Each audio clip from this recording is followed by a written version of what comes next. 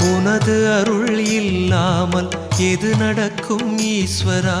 பௌர்ணமியில் பக்தியுடன் கிரிவலமாய் வந்திடுவோம்.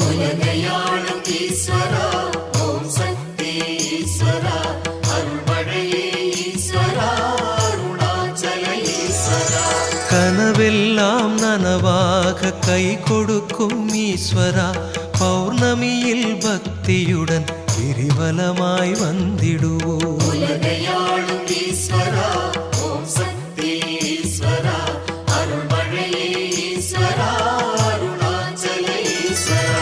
மனமுருக வேண்டிக் கொண்டால் மனமிறங்கும் ஈஸ்வரா, பௌர்ணமியில் பக்தியுடன் கிரிவலமாய் வந்திடுவோம்.